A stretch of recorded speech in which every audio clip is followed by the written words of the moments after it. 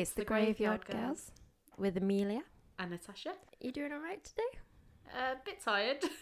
No, I'm not in a mentally good place today, but I was like, I need to record because it makes me happy. Yeah, it does. I think we always feel a lot better, don't we, once we've done some recording.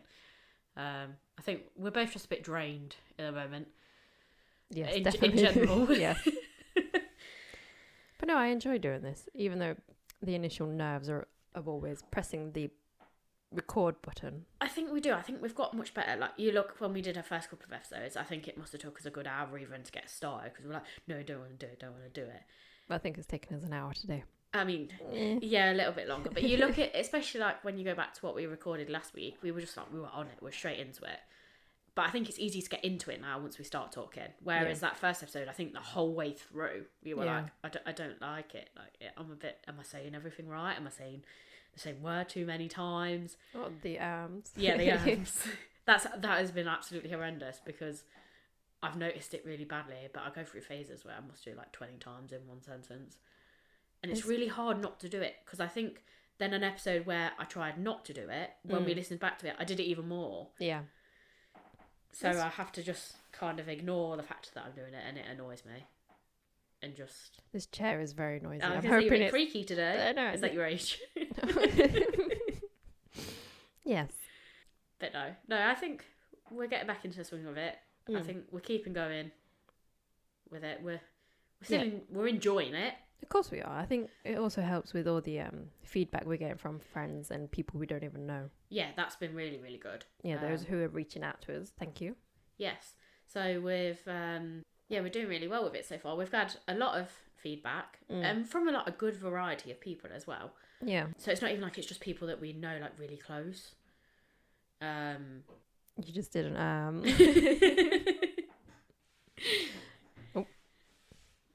oh God. It's fine. You'll become self-aware. Yeah, I know. But I think that's like making it worse now, because now I think I've got to think of another word instead of And it's not that I didn't have the words before. Maybe just take a breath. But then I do it, and then there's like dead air for like 5 minutes. Yeah, no. Maybe I'll just have to do the We'll work that I have to edit out. Yeah, sorry. But yeah, no. Today, it's a bit. I feel better now we're doing it. It's raising my mood a little bit. And that's it, because especially when we've had a good case. And I'm hoping, I said, once we get into it and we start coming up with our theories and we start rolling in with it, we're really good. And then afterwards we're proper on a high once we've done it.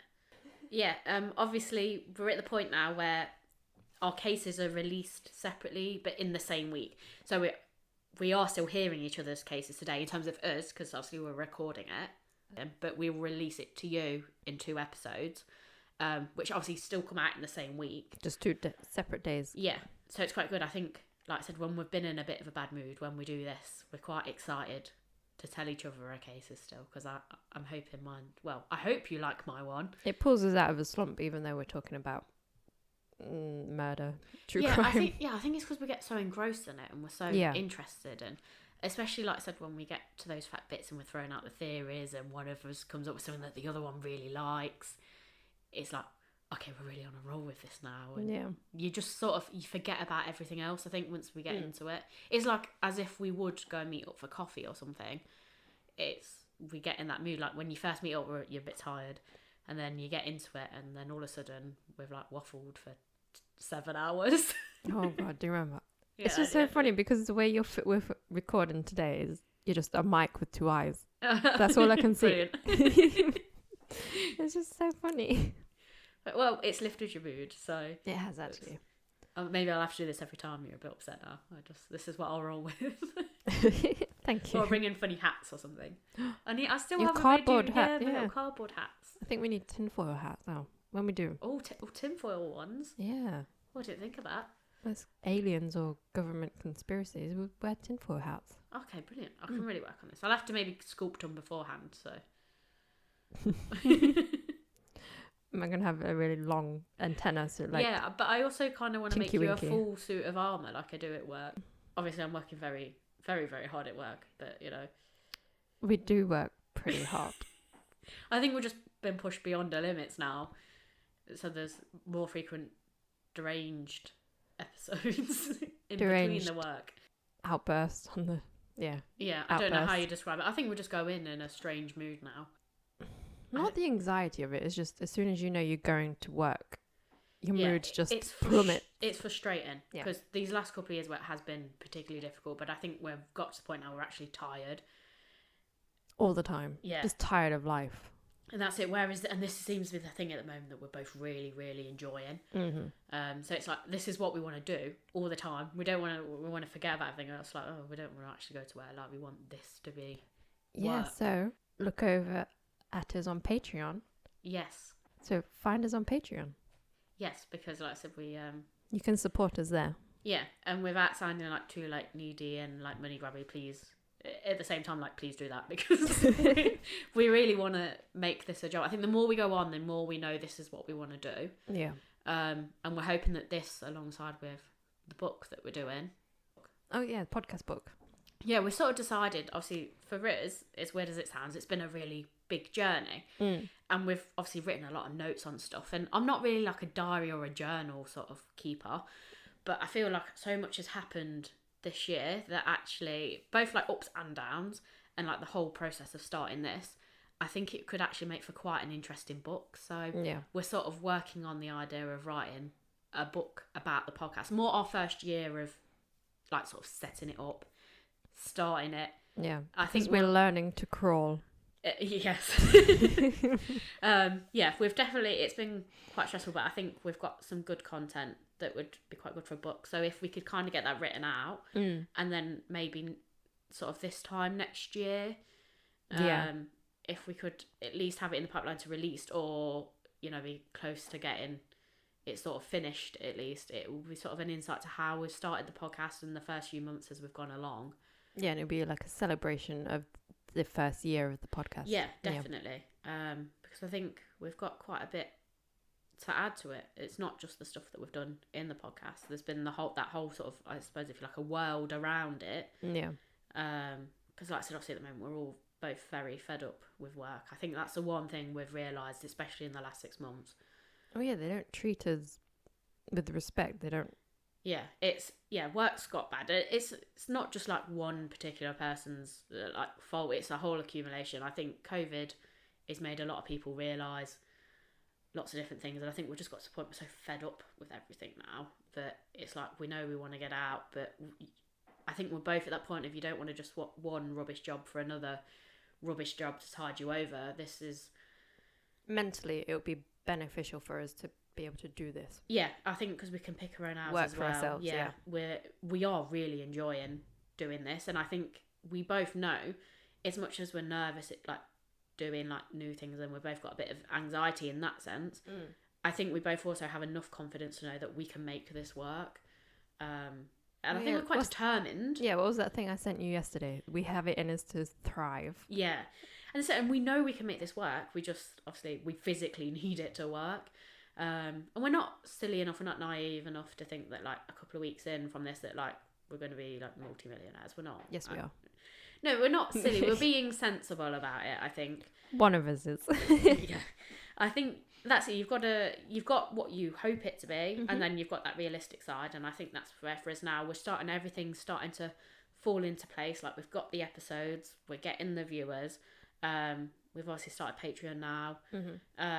So like sponsors and stuff are starting to drop in. So it's looking for us like all this hard work is starting to pay off. Yeah. So hopefully in the coming months, this will be something that actually this can become a full-time job for us. Alongside the book, it'll be enough of an income that this is what we can do. Because I think it's something we both like to do. Also, I have a jewellery business, by the way. Yes. Yeah, exactly. So this is it. We've all got little bits to sort of fall back on. We've just got to put it all together and make it financially viable for us permanently. Yeah. But I think we've got enough content as well, enough to keep not only just us like surviving, but like keep you entertained for a long time, I hope.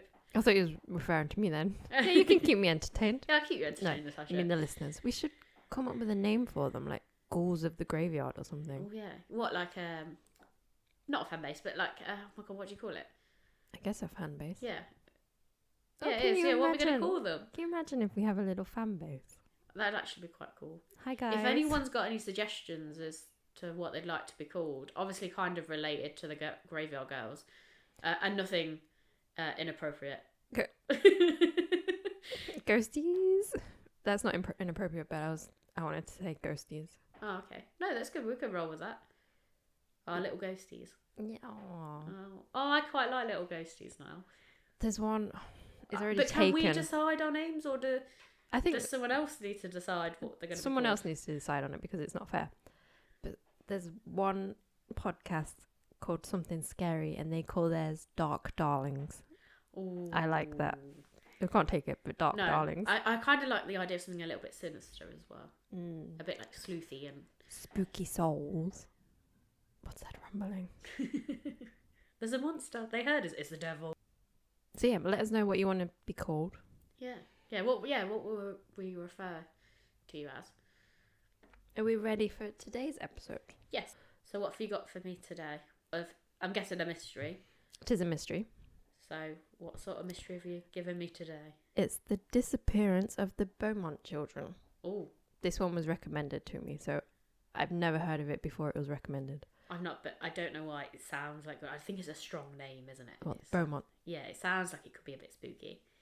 It's not spooky. It's just not solved, and the suspects are a little.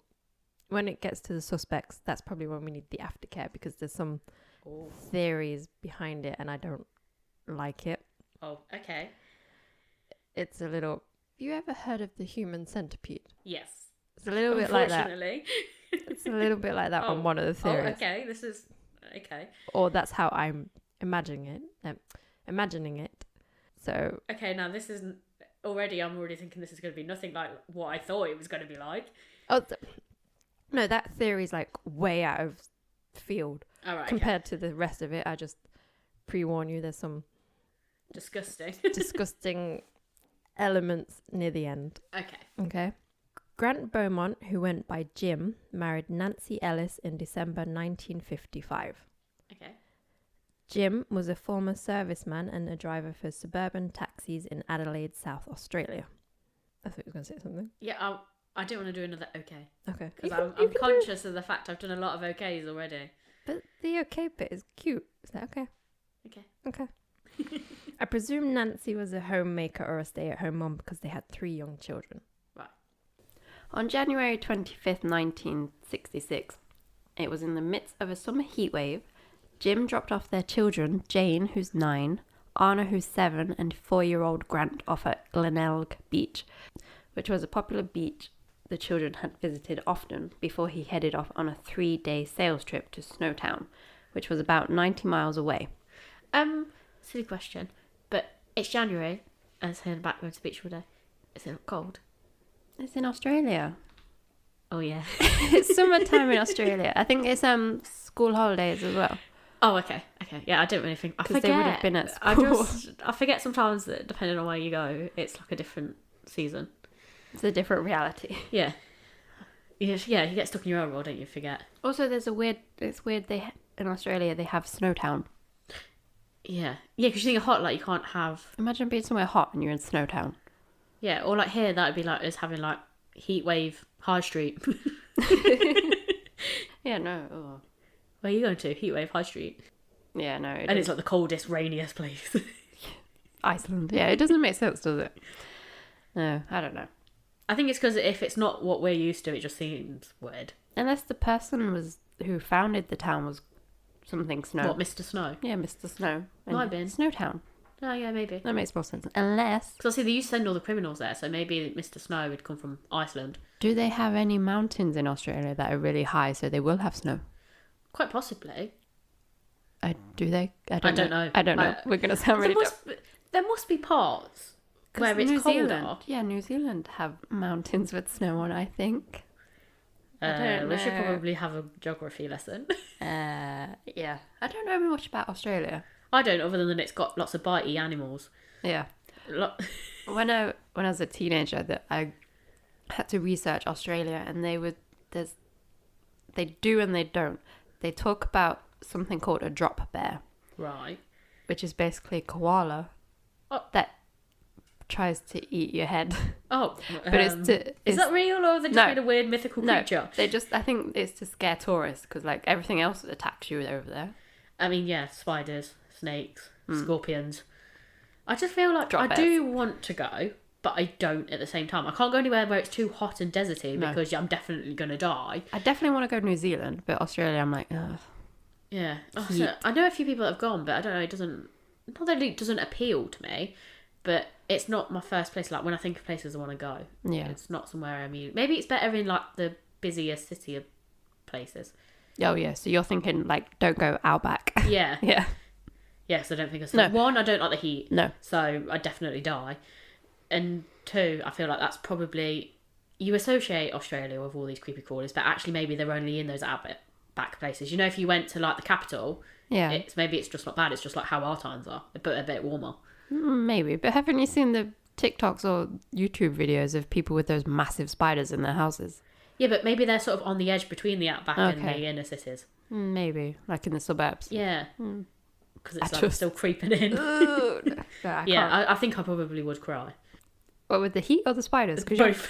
You're fine with spiders. No, I'm fine with spiders, but not one that's going to like kill you. Like here, like you get bit by a spider, you're not going to die. There, you might like lose a limb. Yeah. Oh yes, I've seen some bite wounds where it turns all like black and disgusting. Well, I did have this is a bit of random information that nobody needs to know, but I had a spider bite on my leg as a child when I was like 5 or 6, but it was a little bump. But obviously, me being me, I didn't really say anything to anyone else, and I just kept like itching it because it was a bit itchy. And we then went on a holiday to Wales for a week, and halfway through my holiday, my leg had obviously then it spread and like swollen. Oh no! And I didn't say anything still for days. I was like, this is quite painful. And then it wasn't until one day that I changed and went in shorts. And obviously, my parents happened to notice I've got a big, bruisey, weird splodge on my shin. And they were like, what's that? Have you knocked yourself? And I went, no, it's been there for days. I was like, it's quite painful, actually. So then I had to go to the... It's typical you. Yeah. Well, I only remember it because it was a really nice little hospital. I don't like going to hospitals, but this was nice. It wasn't like a hospital. But obviously, because where it was in Wales was quite rural. It was little.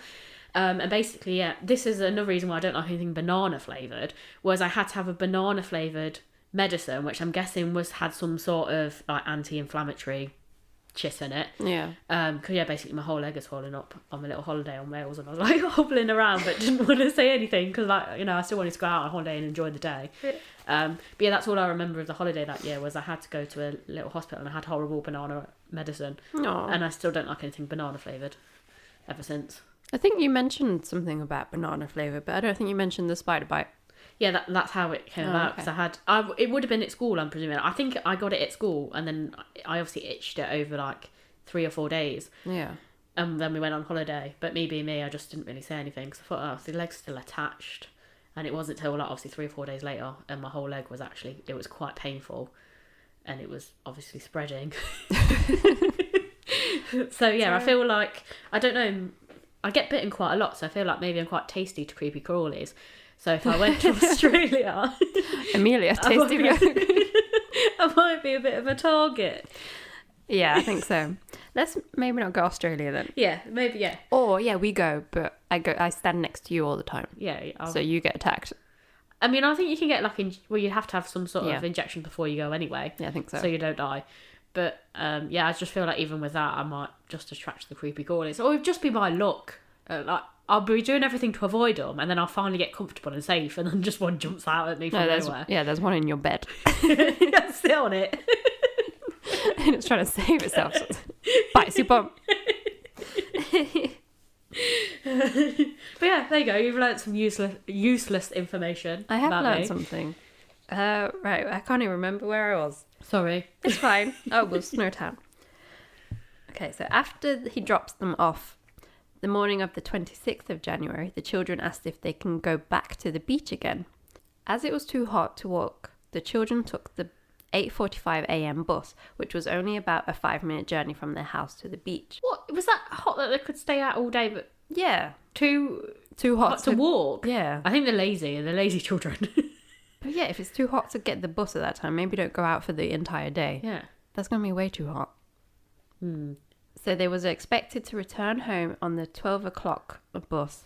Nancy became worried when they didn't return on the noon or 2 p.m. bus. Jim returned home early at 3 p.m.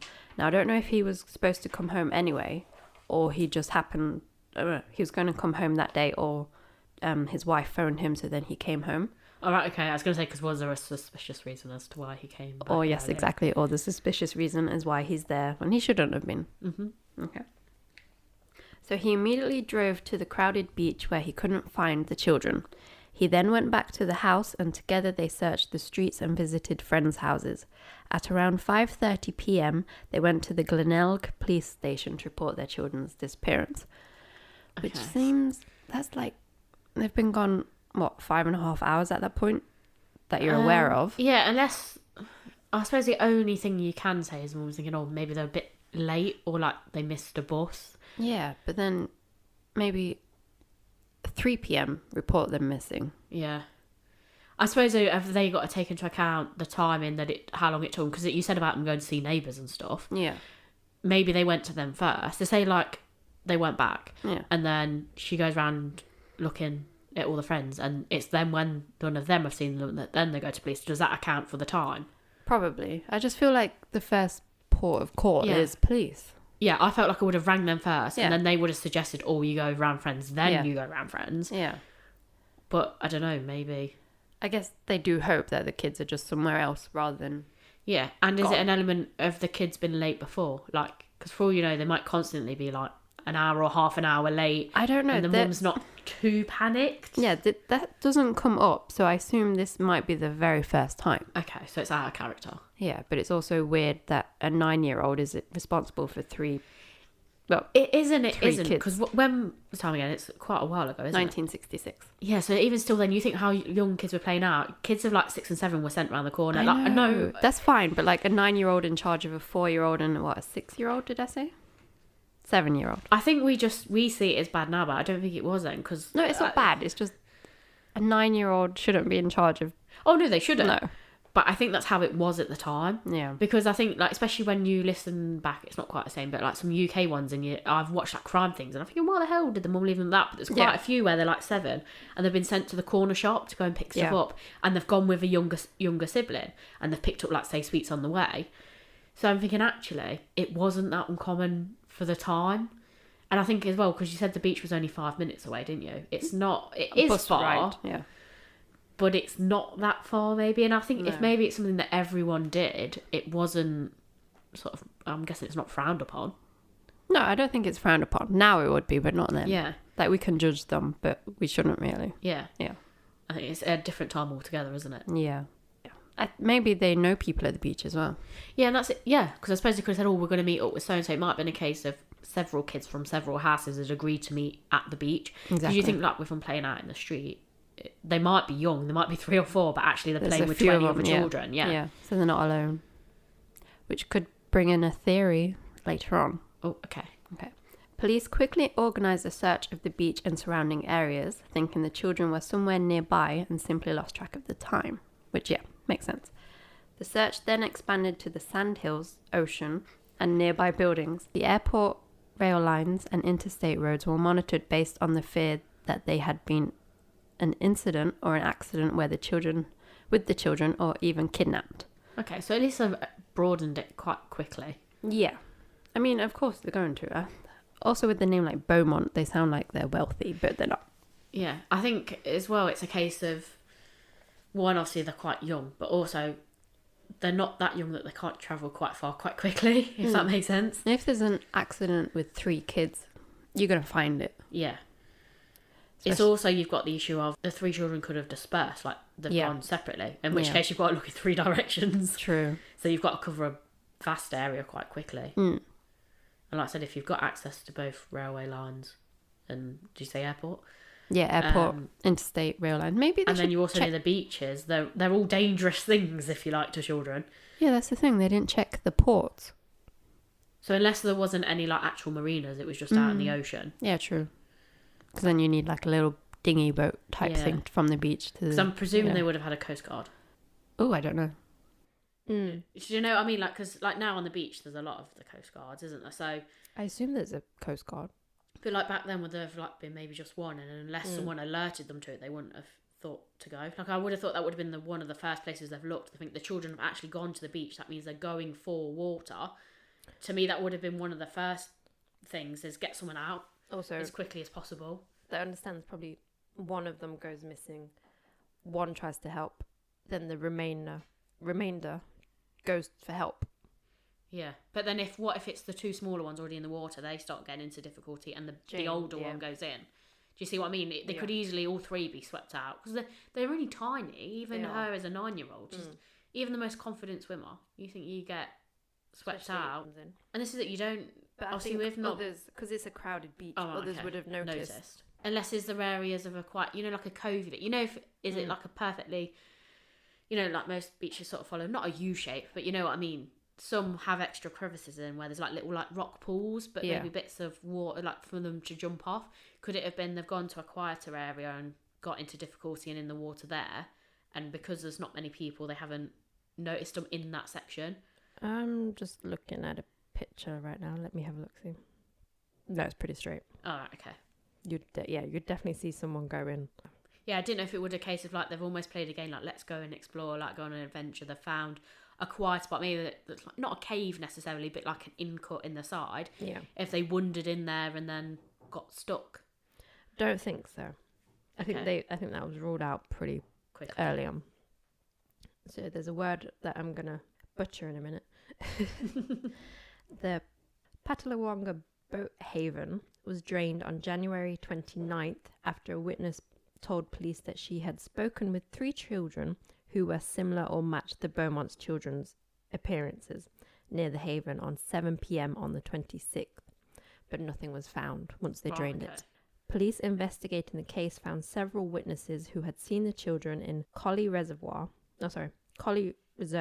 near the Glenegg Beach in the company of a tall man with fair to light brown hair and a thin face who was in his mid-30s with a suntanned complexion and of a thin to athletic build, wearing swimming trunks. So it would have been... It's still quite a feat for a person to persuade 3 children. Mm-hmm. This is what I... So does that mean it's someone that they know or at least comfortable around? Yeah, exactly. Because if they've been doing this for however many times, he could have been gaining their trust. Oh, like over a period of time. Okay, so this is not like it's the first time they've met him. Yeah. That could make sense. Yeah. The children were playing with him and appeared to be relaxed and enjoying themselves. So, it seems like they knew him. Yeah, they weren't in distress. No, because if one was, you can tell when kids aren't happy. Yeah. If they're enjoying themselves and playing, they're clearly enjoying themselves. Yeah. The man approached one of the witnesses asking if anyone had been near the children's belongings because some of their money was missing. Right, okay. So they found the belongings, but not the children? No, the man who was with the kids at the time asked them if they'd approached their belongings because their money had gone. Right, okay. The man then went off to change while the children waited for him, and then the group was seen walking together away from the beach sometime later. The police estimated that this was about 12:15 p.m. Okay, so back at lunchtime. Yeah. Which is still later than what the kids should have been. The kids should have been on the 12 noon bus. Right, okay, so they're already running behind. Mm-hmm. But are they having so much fun that they've got distracted? Like an hour, you think like maybe they would notice, maybe one would realise, it's 1 o'clock, like we're an hour late. Like that wouldn't be too bad. Yeah, because then if they're that late, they've got the 2 p.m. bus. Yeah. So that's fine. But also he might be saying to them like, I'll take you home. Yeah. Don't worry about it. Yeah, it's fine. I've got a car, I can take you home. The Beaumont's parents described their children, particularly Jane, as shy. So for them to be playing so confidently with a stranger seems out of character. The investigators theorized that the children had met the man during previous times at the beach and had grown to trust him, which is what I said. Would make sense. Yeah. A chance remark Anna had made to her mother that seemed insignificant at the time, it seems to support that theory, because Anna had told her mum that Jane had got a boyfriend down by the beach. Nancy just thought she meant a playmate and thought nothing of it. Someone her own age rather than it being an older man. Until after the disappearance. So she didn't think anything of it. Shopkeeper at nearby Wenzel's Bakery also reported that Jane had bought pasties and a meat pie with a £1 note. Right, okay. Police viewed this as further evidence that the children had been with another person for 2 reasons. The shopkeeper knew the children well from previous visits and that they had never purchased a meat pie before. Right, okay, so it's different. And the children's mother had given them 6 shillings and 6 pence, enough for the bus and some lunch, and not a £1 note. Police believe someone else had given them the money, or they could have found it. Yeah. And then, but it's looking quite likely that someone's done that sort of attempt. Like, maybe, here's £1, you go and pick up some lunch for me. Yeah. It's weird. Why doesn't he go get his own meat pie? But is he trying not to... It's like he obviously is trying to get the children to go away, but also doesn't... Maybe he's conscious of other people associating him with the children to an extent. Like, if he went in the shop with the kids, it's a definite interaction. Whereas you'd hope maybe if he's playing with them outside, people might not make the link. Do you see what I mean? Whereas if he's gone in, they order their food, and he does his at the same time, it's like confirmed that he was with the children and has bought them stuff. So if he sends Jane in to go and pick him up, so like, oh, here's some money. Yeah. Get whatever you want, I would like. Okay, yeah. That's what I'm sort of thinking. Yeah, that makes sense. Or he could have just been stood next to them in line. Yeah. Well, I suppose they could have, and maybe the shop person didn't pick that up. True. It could have been missed. That's a good theory. According to an initial statement, the Beaumont children were seen walking alone at 3 p.m. away from the beach along Jetty Road in the general direction of their home. This witness was the postman and knew the children well, so this statement was regarded as reliable. He said the children were laughing and holding hands. This was the last confirmed sighting of the children, but then 2 days later the postman contacted the police again and said that he thought he saw them in the morning and not in the afternoon, like he previously stated. I was about to say, because at 3 o'clock's quite a bit later on, and you would have expected, especially the eldest, to have realised it was that late on. Yeah. So she wouldn't have been skipping home. It would have been more quick, we've got to get home. Yeah, she'd be hurrying the others along, So, yeah. But at least, in a way, the postman's gone back and, like, sort of corrected himself. It's obviously something he's played on his mind, isn't it? Yeah. It's also a little bit, not suspicious, but it's like, why would you think... see it in a sort of a sense of maybe it was him that's... I do and I don't, because it's, you know the difference between the morning and the night, the evening, or the afternoon. I don't know, because I suppose if it's a summer... Oh yeah, but though he's doing a round, isn't he? So... That's what I thought. So how much... So he thinks it's the morning. So it's not even like it's like a couple of hours earlier, is it? He actually thinks the morning.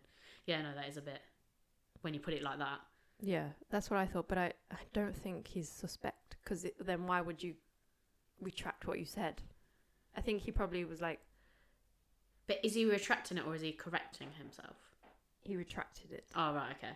So I think he could have genuinely mistaken, not realised. He might have known a few days later that they were missing, not that same day, if you know what I mean. Could there also be another possibility with the postman? The reason he's got the times mixed up is because maybe he might do a morning round one day and the afternoon the next. Could it have been he's just got his days a bit muddled up? Because I don't know exactly when he made the statement. If his statement was a couple of days later, that's what I'm thinking. He might have gone, oh yeah, I saw him in the afternoon, and then he's thought, oh wait, no, that wasn't that morning, day. Yeah, it was the morning. That could maybe explain that. Yeah. So I just touched on that because he was the only reliable source. Yeah. So the police obviously aren't concerned about him, are they? No. We'll get into the suspects in a minute, but he's not one of them. Right. Within 3 days of the Beaumont disappearances on the 29th of January, the Adelaide Sunday Mail led with the headline of "Sex Crime Now Feared," highlighting the growing fear that they had been abducted and murdered by a sex offender. The reward at this time was only £250. That's still quite a bit for the time. It's not as like what you would see today, like thousands, but... Can you imagine, though? That's what you think it is, and the reward is £250. Yeah, but there'd still be a lot of people that would go for that. Yeah, of course there is. On the 8th of November 1960, Gerard Croisset, a Dutch psychic, was brought to Adelaide to assist in the search, which caused a media frenzy. Croisset's effort proved unsuccessful, with his story changing day to day and offering no lead. Are we surprised? No. As soon as psychics come into it, it's just like... I just don't get it. Like... And in a court of law, how the hell is that standing up? Like, even if he did end up finding them... Yeah. I mean, I don't believe in psychics, but I believe people see things, if that makes sense. Yeah, I do, but I don't believe that they can see it like that often. Yeah. And I don't think they can pick up that much detail like that clear. They're obviously getting their sources from something else. Because I remember driving down a road and I was like, oh, I better slow down. A dog's going to jump out soon. So I did. and a dog jumped out. That doesn't mean I'm psychic. No. It's just... No, it's just a feeling, isn't it? It is a You always get an uneasy feeling about something. Yeah, exactly. So it's not... I'm not going to be like, I can solve this case. I know how to find missing children. Yeah. Just psychics. Especially if they're doing it for money. Yeah, that for me is where it changes a little bit. I think if people were genuinely like that, like they'd more do it for good, like to give people a peace of mind, like it'd be almost like a therapy sort of thing. That I understand, but you're doing it for therapy. You're doing it for money. It's like you've got an agenda. You've tainted it. You've given them hope and then you ripped it out from them. Yeah, I just don't like that. But I still to this day don't understand why police, even hundreds of... No, I know this isn't hundreds of years ago, but even like going back over 100 years, I don't understand why police would have seen that as credible. How the hell did they think that was going to stand up in a court of law? When like they used to do seances and stuff? Yeah. I don't get it. I've almost like you've made yourself a laughing stock. I think because back then it wasn't ruled out. Science wasn't prominent. Yeah, I suppose there's a lot of unexplained stuff then. Yeah, it's just no. Yeah. Well, now I think most police, if someone turned up and said, "Oh, I've seen this," I'm a psychic, I think they're almost dismissed pretty much straight away, aren't they? Yeah. Or they're like, go away. Yeah, we're not interested. I'm gonna go into the suspects now. The first suspect, there's loads of suspects. I've only covered 3. Okay, so they're the ones you think most. Yeah. And these are the 3 most likely that most people think of. Okay. Because I think on Wikipedia there's so many. So the first suspect is Bevan Spencer von M. Okay. Bevan was sentenced to life in prison in 1984 for murdering 15-year-old Richard Kelving. Right. Police and prosecutors publicly stated that they believed that he had an accomplice or accomplices, and he was possibly involved in additional murders, including the Beaumonts. During the investigation, police heard from an informant who related a conversation with Von M. He apparently boasted of having taken 3 children from a beach several years earlier and had taken them home and conducted experiments. Nice. This is where I'm thinking the human centipede. He said that he performed the surgery. For God's sake, surgery. He performed the surgery brilliantly on each of them and had connected them up. One of the children then supposedly died, so he had to kill the other 2 and dump their bodies in bushland south of Adelaide. As of 2014, Von had not been ruled out as a suspect. Okay.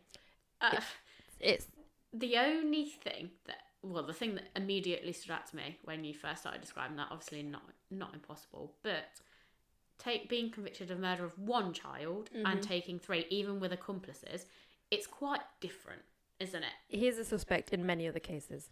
I know, but are all of those also multiple children at the same time? Because I don't know. I think it's quite a stretch, you know, like... You take 1. Yeah. And then it's also, I think, connecting them up and then 1 dies. It just seems fake. Yeah, it like seems an elaborate... too extreme. Yeah, like an elaborate story that you've told someone, like... Because for all we know, he could have been a bit pissed when he's told this story. He's recounted, like, something he's obviously, by this point, it's already written down. It's been in the press, because this is quite a bit later. It's 20 years later, yeah. I think. So, how do you know it's not just chatting shit? I mean, he could have taken them and then just exaggerated what he did to them. Yeah, it would have been a bit more interesting to know exactly how he'd got the other boy. If he'd done that by playing with it, like building up and playing with him for so many weeks first, okay, you could go, okay, he's grabbed that child in a very similar way. Yeah. But I don't know. I just thought, I don't want to think about how he says he connected them up, but I'm thinking human centipede. Yeah, either that or he's like sewed the skin, from the side. Yeah, because almost like oh my god, what's it called when people are born like conjoined? Yeah, that's it.